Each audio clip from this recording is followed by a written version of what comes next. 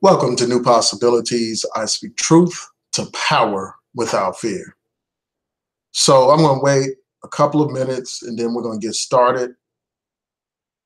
I'm going to wait for people to tune in before I start this particular hangout.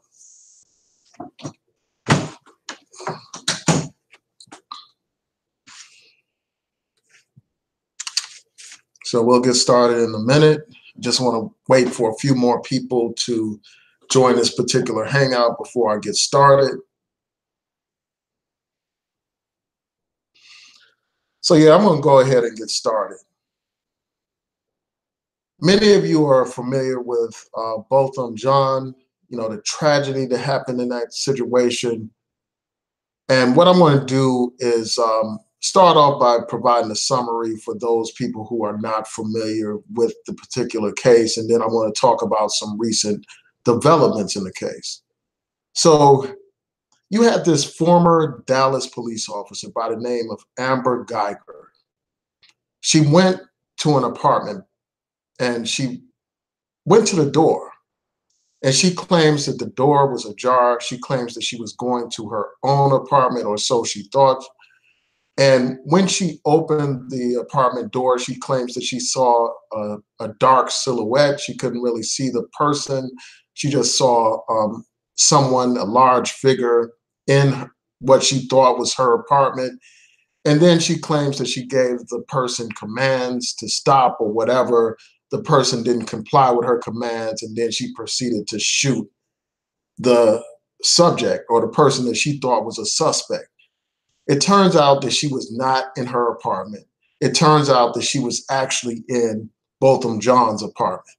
Now, this brother is, a professional Black man, somebody that was doing big things, a successful person, an educated person, a man who wasn't doing anything wrong. He was simply in his apartment, minding his own business, chilling. Just imagine you're in your apartment chilling and somebody barges in there and just proceeds to shoot you.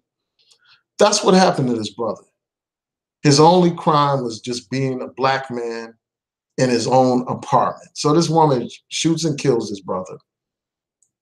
Later on, there's video footage of her walking on the balcony, looking anxious or whatever. And later on, she was charged with manslaughter. She was arrested and charged with manslaughter.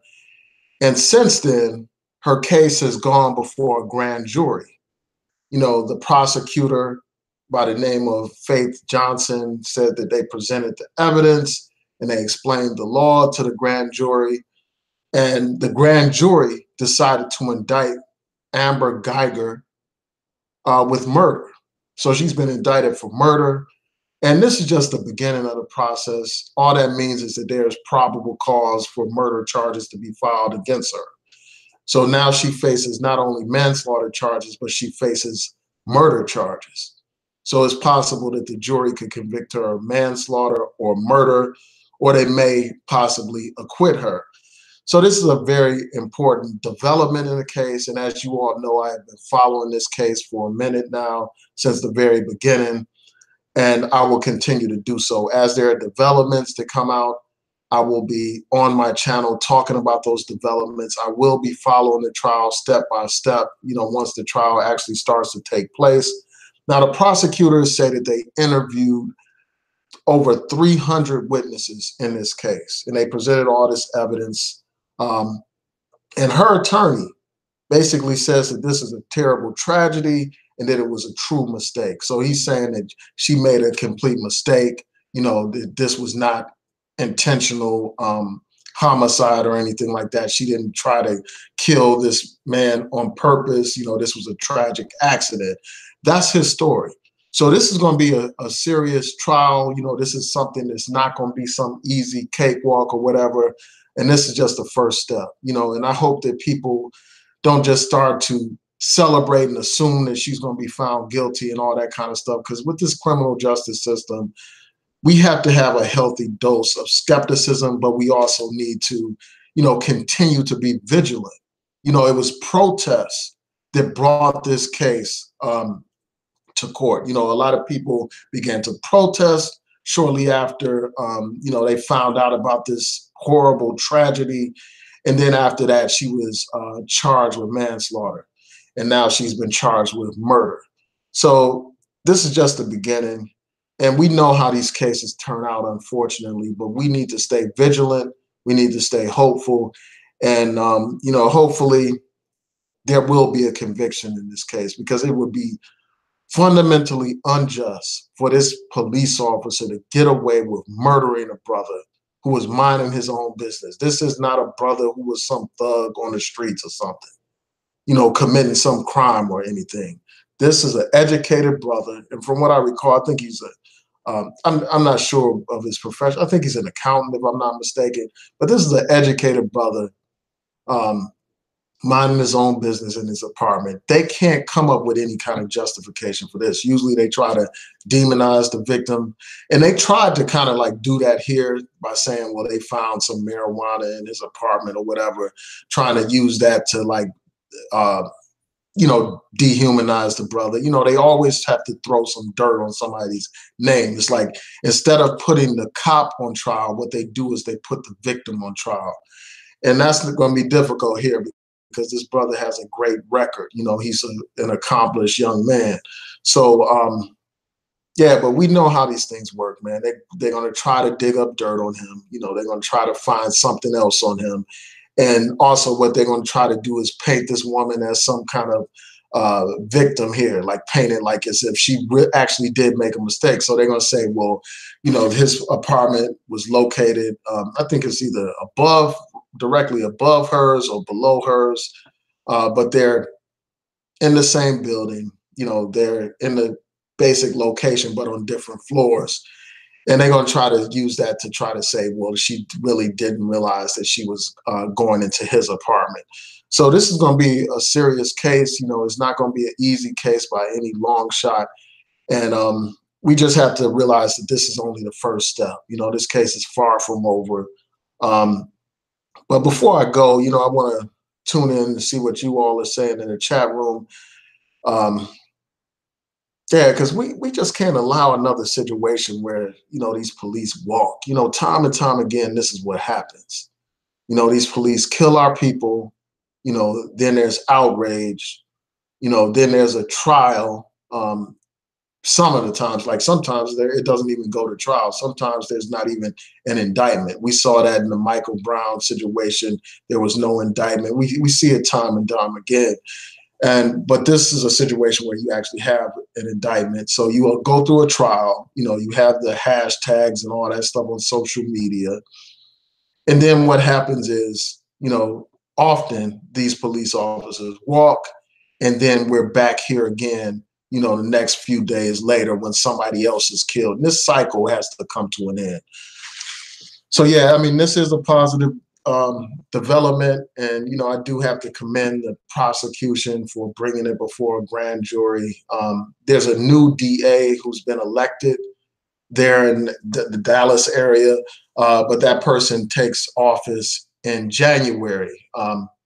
Now, one thing that I thought was interesting is that once that brother won the election, he talked about how he would try to bring murder charges against Amber Guyger. And then it turns out, like, before he even had a chance to do, take office, the grand jury already indicted this woman with murder. So so I'm going to be following this. I'm going to keep up on this case. I'm going to follow it just like I followed the Trayvon Martin case years ago. Letting you all know about the testimony. Hopefully, it will be. I don't know if it's going to be televised. I don't know if they have televised trials in Dallas or not. But whatever information is available, as it comes through during the trial, I will be here to talk about it, to analyze it, to report it. So let me check in with everyone else in the chat room. I want to thank you all for tuning in. Shout out to Water Sniper. So Water Sniper said, hopefully she is convicted. I hope so too. Again, this is just an indictment. It's not a conviction. It just means that there's probable cause to proceed with the trial. Yeah, they say that that's the thing. They had like a digital key, and she claims, and that's one of the big questions. Like, how did she get into his apartment? Like one thing that that she claims is that the door was already ajar, and she went in there. Um, to me, that sounds suspect. I mean, most people don't leave their doors open or ajar or anything like that, but it's possible. So it just raises a lot of questions, man. This whole thing just sounds very odd. I mean, how are you going to confuse your apartment with somebody else's apartment? It just doesn't make sense to me, and it's I don't find it credible. But we're going to find out.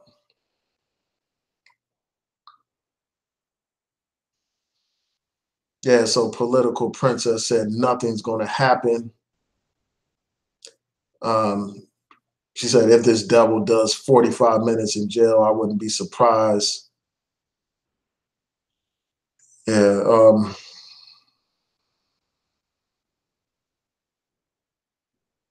And then political princess said the jury, I guess you're trying to say the jury will be all white with the exception of one mixed uh, woman.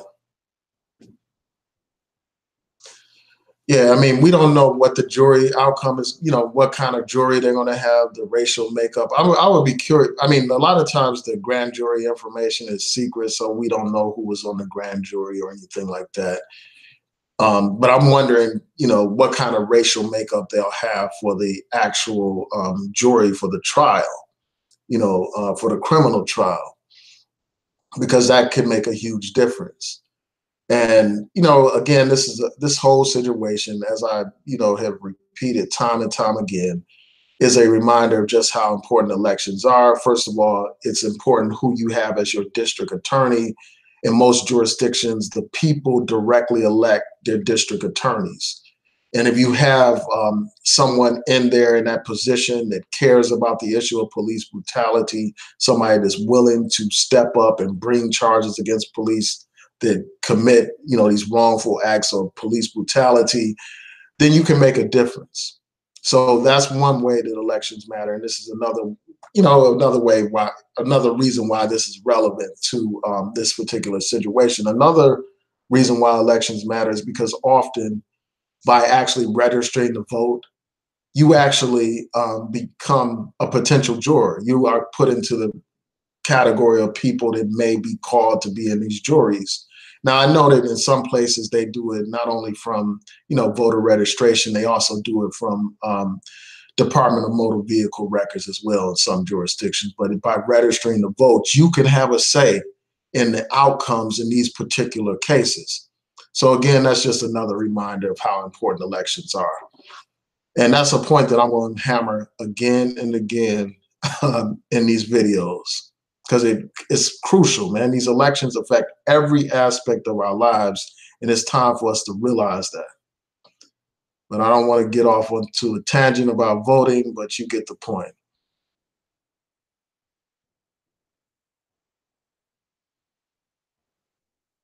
BB said she made several noise complaints against him. Oh, I wasn't aware of that.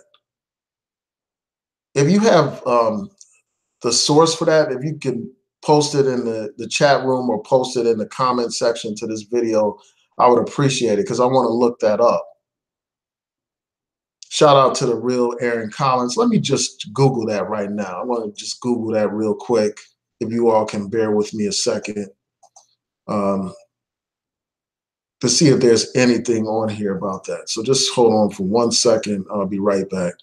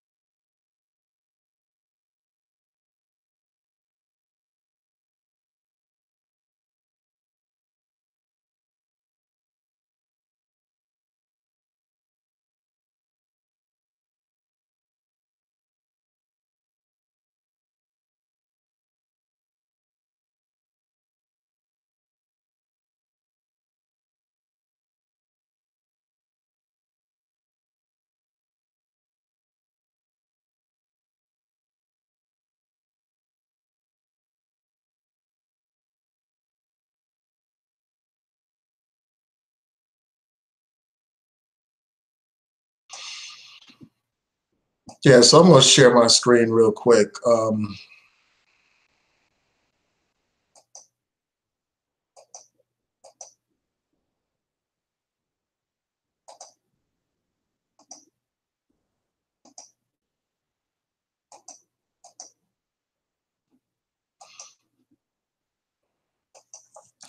Yeah, so there's this article right here. Now, it doesn't go into what BB was talking about, it, but it brings up an important point that I forgot to mention before.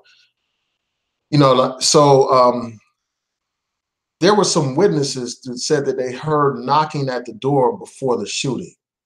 So that contradicts uh, Amber Guyger's story about the door being ajar. And also, according to one witness, she repeatedly said, "Let me in, let me in." And then after that, the witnesses heard gunshots. So this raises a whole bunch of serious questions, like why is she demanding to be let in? Why did she say that the door was ajar when here you have witnesses saying that she said, let me in, let me in. So all this stuff will be sorted out at trial. Right now, we don't know like if these witnesses are credible or not.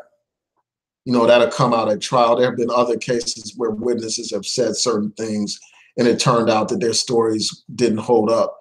So we'll see. We'll see, and I'm going to check a little bit further to see if there are any others. I'm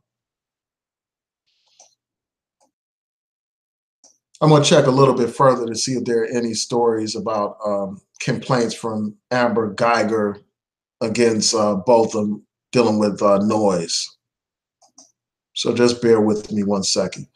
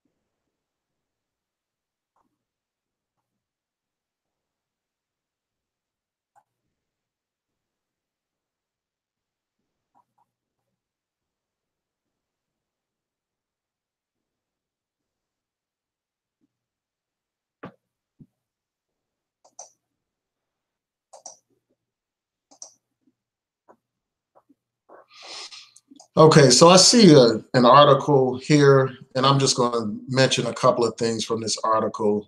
And I want to thank BB for raising this particular point. So let me share my page, and I'll post a link to this article in the description box when I get a chance to. So in this article, it mentions that that there had been multiple noise complaints from Miss Guyger's apartment regarding Botham John's apartment. And he was on the fourth floor directly above her third floor apartment. So the attorney's saying that basically she was complaining about Botham John making noise.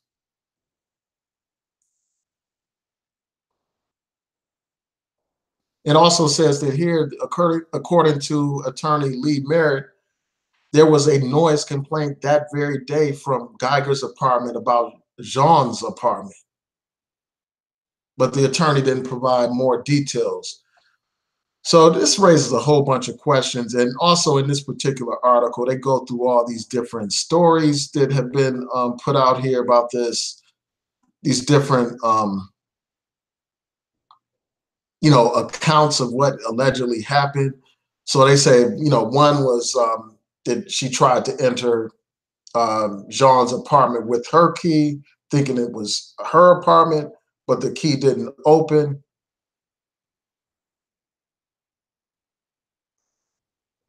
And she placed several items down and she was holding, trying to continue to struggle with the door. And then, according to this account, John opened the door after hearing all the noise, and that made her fear for her life, and then she shot him. So that's one story that was put out here.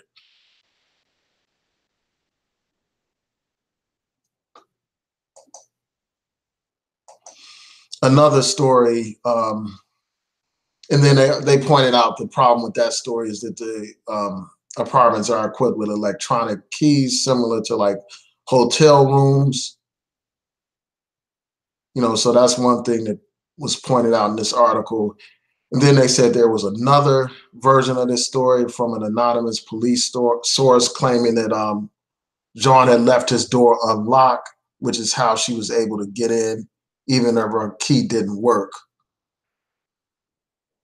And then, one thing that makes this very interesting here, they point out how he had a red doormat in front of his apartment. So that should have been like a telltale sign that she was not at her own apartment. And then they're saying that local media is reporting that because she had items in her hand, she couldn't see the red doormat. She didn't realize that she was in front of somebody else's apartment.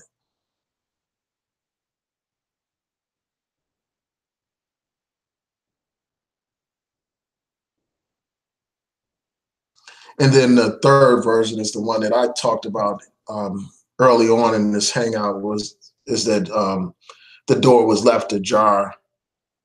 She claims that the door was left ajar, and she went into the darkened apartment and she spotted the silhouette of a man in the darkness. And she gave him verbal commands as she thought he had broken into her house. And then when he failed to comply to her command, she proceeded to shoot him. So you have all these stories, and this will be sorted out later once the case goes to trial. So let me bring your comments back up and continue going through your comments. And if you all have some information about this case that I haven't mentioned during this hangout, please let me know in the chat room. Again, I want to thank BB for bringing up that point about the noise, because I hadn't been familiar with that. I wasn't familiar with that. Again, shout out to Real Aaron Collins. Shout out to BB again.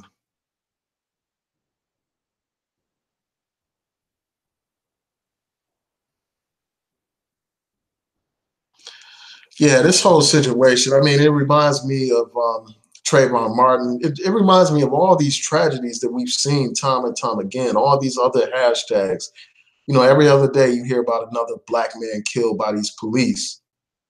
And this is one of the worst. This is probably one of the worst incidents of police brutality that I've ever heard of, because usually, like in these situations, the police have at least some reason for stopping somebody. They have some kind of reason or some kind of suspicion that's justified. Even if the reason is minor, they at least have a reason for stopping a person to begin with. But here you have somebody in their own apartment, minding their own business. And this woman admits that she wasn't there serving any kind of warrant. She wasn't there because he was accused of any kind of crime. She claims that she was mistaken. She thought she was at her own apartment. So this brother's minding his own business, complying with the law, and he ends up being killed, brutally killed in his own apartment, shot in the torso multiple times. So yeah, this does remind me of, so many other cases that we've seen. Just bear with me a second.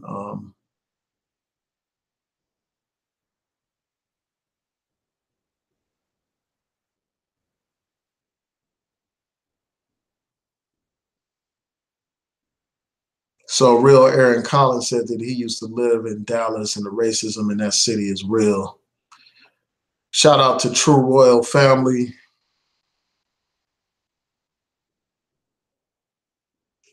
So BB said this young man was targeted and this was premeditated murder. I mean, it's possible that it may be the case, man, that he may have been targeted. We talked about the noise issue that BB brought up. Maybe that was a factor. And some people have speculated that they knew each other, that there was some kind of relationship. I haven't seen any proof of that. But this whole case raises a whole bunch of serious questions that need to be answered.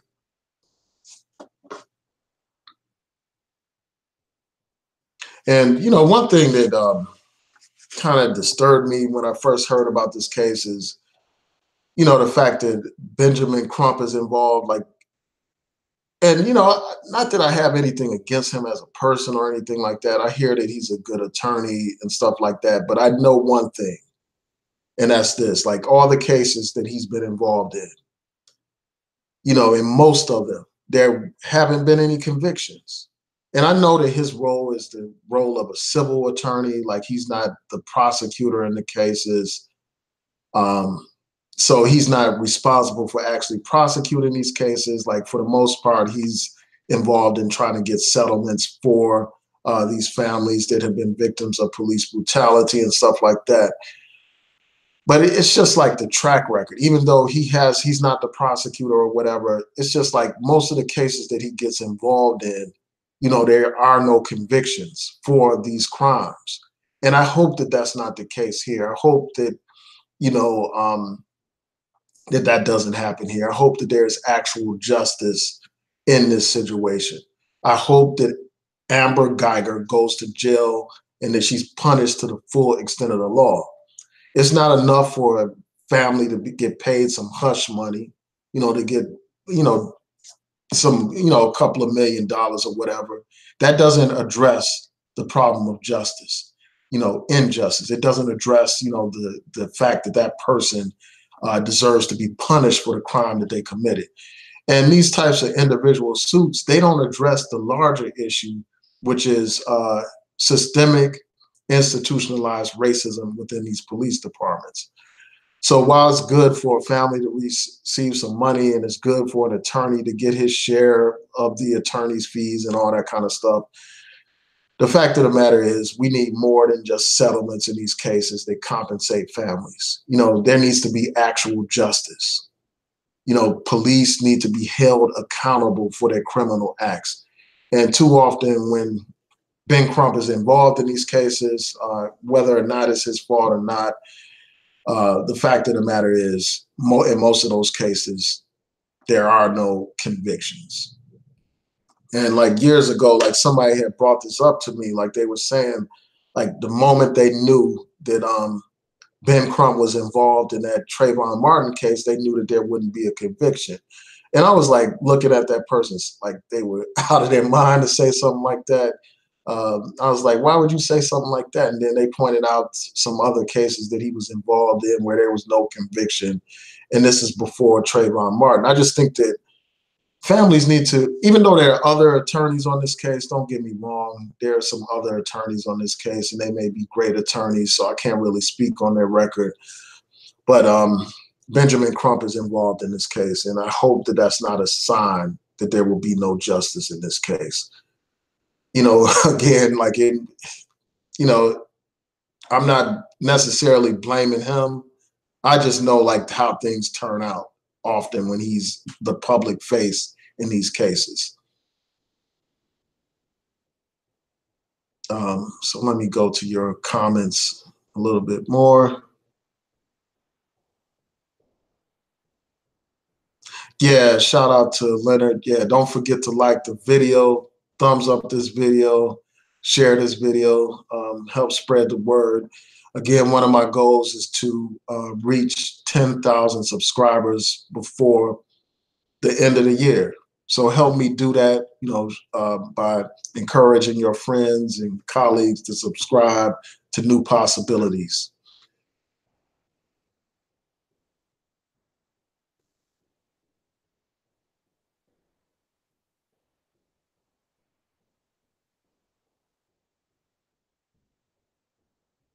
So BB said it's possible. It may sound silly, but they may have been involved in some kind of relationship and he wasn't feeling her and she may be vindictive. Yeah, you never know. Anything is possible, but so far I haven't seen any proof of that. Shout out to King Hebrew.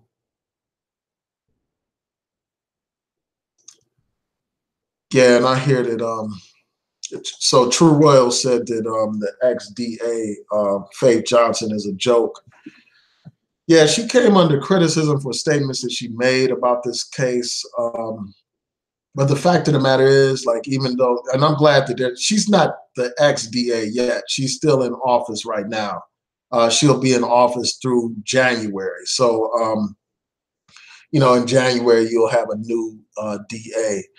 But, this indictment did occur on her watch. So she got this indictment for murder on her watch. So that is an accomplishment.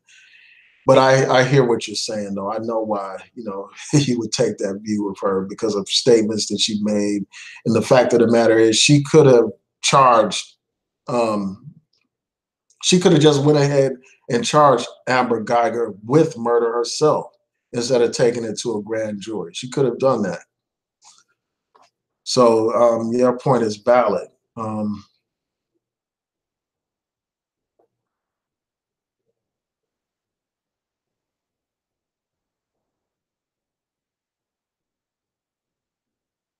Just bear with me. So True Royal said that they did a drug test on her. Yeah, I want to know like what the results of that was because like how in the hell does somebody mix up apartments like that, man? Especially given the fact that he had a red doormat. Like even if you were on the wrong floor by mistake and you went to the wrong apartment, like if you saw that red doormat, you would say, "Oh, that's not my." You would come to your senses and say, "Oh, that's not my apartment." And then also apartments had their numbers on them. Like most apartment units, like in an apartment building, they have the unit number on the door or somewhere near the door and stuff like that. So people know which unit is theirs. So you would think that she would look at that. You would think that there would be a number on that, but I'm not certain that I'm sure that they had to have numbers so people would know which apartment unit was theirs and which wasn't. So her story is suspect to me. And, that issue of drugs is a very serious issue. And it's a valid question. Like, what were the results of any drug test that she had?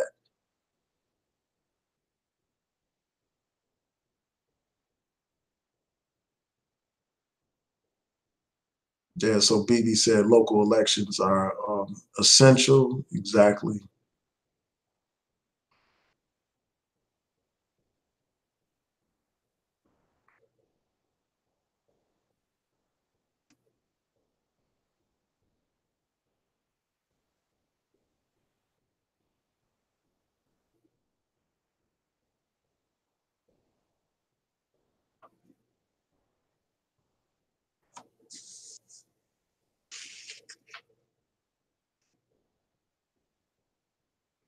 Yeah, so True Royal said the day he was killed, the day Botham Jean was killed, the manager of the apartment got a call that said people could smell weed coming from his apartment.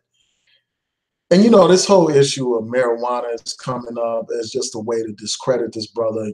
That woman didn't go into his apartment trying to search for drugs or to arrest him for having drugs or anything like that. So really, that's a non-issue, but it's being brought up to demonize this brother, to tarnish this brother. And that always happens. And look out for more of this information. I'm sure they're going to try to scour his social media for any kind of negative images, just like they did Trayvon Martin. They went on his social media and they tried to paint him as a thug and all that kind of stuff. And it turns out the real thug was George Zimmerman. Like even after George Zimmerman had been arrested for killing Trayvon Martin, and after he got away with murder, he had been involved in other altercations with people, other violent confrontations. And he was actually accused of stalking the producer of a documentary. And he got off with that. So yeah, I mean, we just have to be aware that they will try to demonize victims. What they do, as I said earlier, is they try to make the victim of police brutality into the perpetrator. They try to put the victim on trial instead of actually putting the perpetrator on trial. And that's just another example of that. And that's something that, was brought up, a few months ago when they first raised this issue about marijuana. And we know that the way this country is going, marijuana is going to be legalized pretty soon in most states. It's just a matter of time. Shout out to Norman Edwards. King Hebrew said she killed that man on purpose. Yeah, I mean, that's the reason why she's being charged with murder, man. So, the jury will decide like whether or not that's the case, man. But, it's a very troubling situation to say the least. BB said, I hope. So BB and a couple of other people are having a side conversation. I don't mind, it's fine. But y'all can talk about whatever y'all want to talk about in the chat.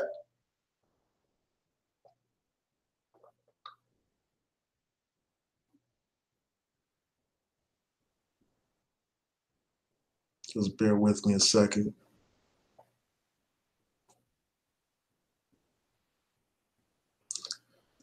Yeah, I did hear about that. That Kansas City Chief football player who got involved in a domestic violence situation, and I may do a video about that. In the past, I did a video on Ray Rice here in Baltimore, share my views on that whole situation, and I may do a video about that today. Thanks for reminding me about that. I will talk about that either today or tomorrow, depending on how much time I have.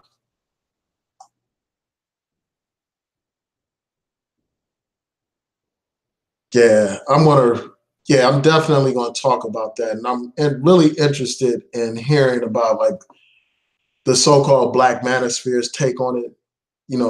I want to compare like what they say about that situation to what they said about, the Ray Rice situation, because it looks like it's a white woman in that video. If I can, if I'm correct, it looks like a white woman or some non-Black woman that was attacked.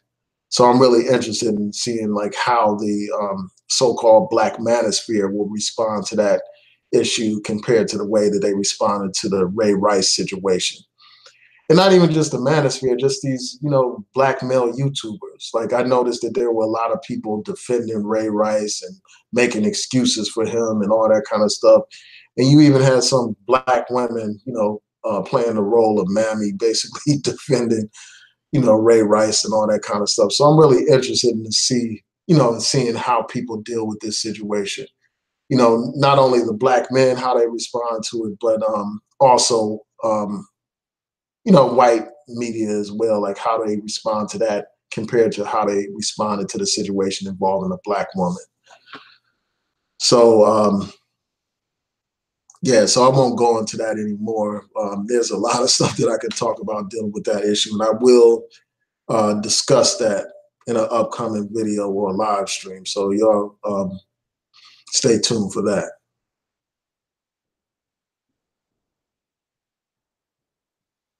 Yeah, I really want to talk about that, but I'm not going to divert too far from the subject that we have for today's live stream.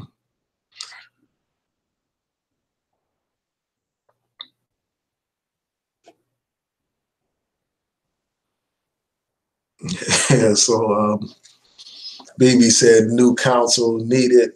Yeah, so I mean, there are some other attorneys on the case, as I said before. So we'll see how it works out, man. I want a situation like, I mean, like in that Walter Scott situation, you had an attorney involved in that case that somebody that I know, like somebody that I've worked with in the past before they actually became an attorney, and they had a great result there. You had a settlement for the family, and you also had the prosecution of that particular police officer who was involved. But in that situation, you had video evidence of the crime, and it's hard to dispute and all that kind of stuff. So that was a positive result. So that officer was convicted of murder, and the family received a settlement. And we just need to have more situations like that. And We need to have these body cameras on these police. All police should have body cameras because that's the only way these people are going to be held accountable for their actions. Will Aaron Collins said Benjamin Crump is an ambulance chaser. You know, I don't know if like he's chasing, literally chasing these cases or whatever, but I think that it's because people see his face so much, they assume that he's that he's the great attorney and he's the person people should go to in these types of situations. So a lot of times he's probably getting overwhelmed with a lot of calls and stuff like that. But there are plenty of other great attorneys out here that should get their shine and should have an opportunity to take on these very important police brutality cases and stuff.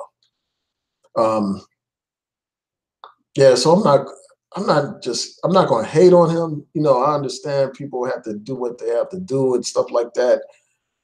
But there's something suspect about the fact that every case he's involved in, there's never a conviction. Like just about every case he's been involved in, there's no conviction.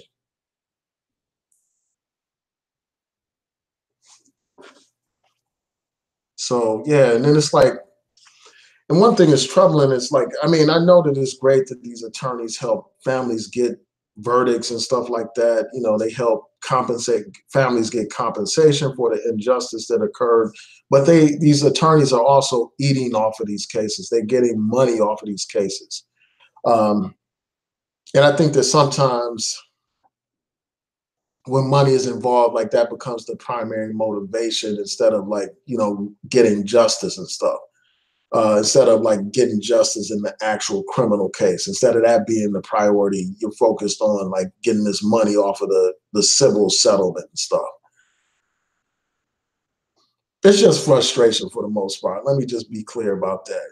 Again, he's not the prosecutor. I get that. And a lot of people raise that point when I, bring up this issue about Benjamin Crump being involved in these cases. But it just reminds me of like how back in the day you always saw Jesse Jackson or Al Sharpton up front whenever there was some kind of situation involving discrimination. And it just creates some kind of impression that, it creates a negative impression. I'll just leave it at that. I'm not going to go in too hard right now.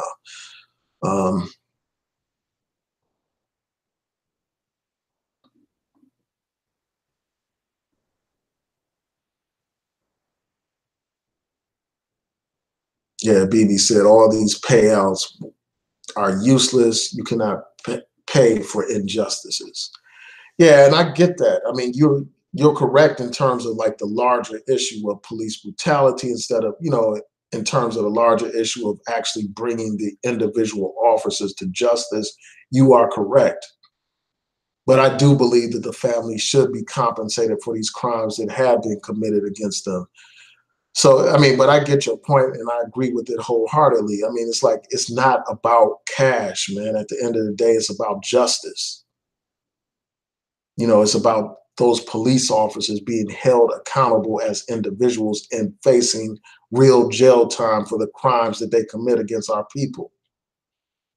Because as long as these police are not accountable, people had no reason to believe in the criminal justice system. They have no reason to trust police if police are not held accountable. And when you don't have trust in the police or, law enforcement, you have communities that are lawless. You have communities where people do not feel safe reporting crime. And for all those people that talk about like, what about black on black violence? Every time somebody brings up the issue of police brutality, you have these shucking and jiving Negroes talking about what about black on black violence? Well, you can't address black on black violence if the community doesn't trust the police, if the community cannot rely on the police, if the police are not held accountable. You can't even address crime in the community. You just simply can't.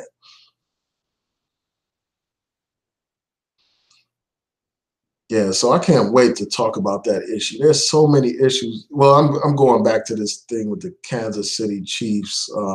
I can't wait to talk about that issue. There's so many layers to it that you could discuss in a video. And you all are having a great exchange in the chat room that's further inspiring me to talk about that. I have this meeting that I had to go to around 2 o'clock, so I'm not going to be able to do it right now, back to back. But I plan to do. Hopefully, I'll be able to do it today after that meeting.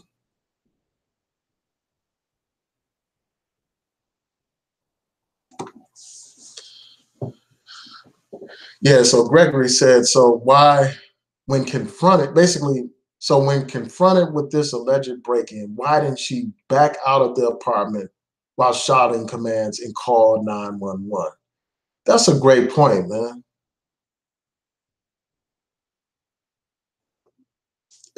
Something about the story doesn't add up. I already showed you all like that article that talked about all these different scenarios and accounts of what happened. Something about it just seems fundamentally odd, fundamentally suspect. But we'll see when the case goes to trial.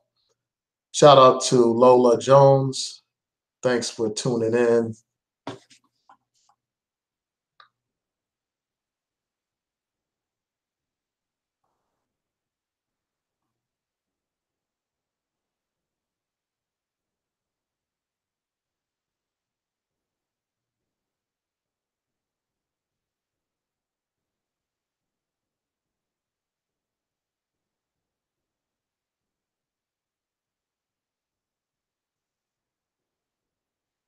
Shout out to David Bowman. Thanks for tuning in. Yeah, so with that, I want to thank you all for your feedback, for joining the chat room, for watching this video. I truly appreciate your support.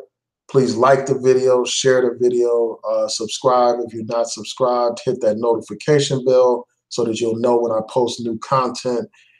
And also encourage your friends, again, to subscribe to my channel. I'm trying to get my subs up to 10,000 subs by the end of the year.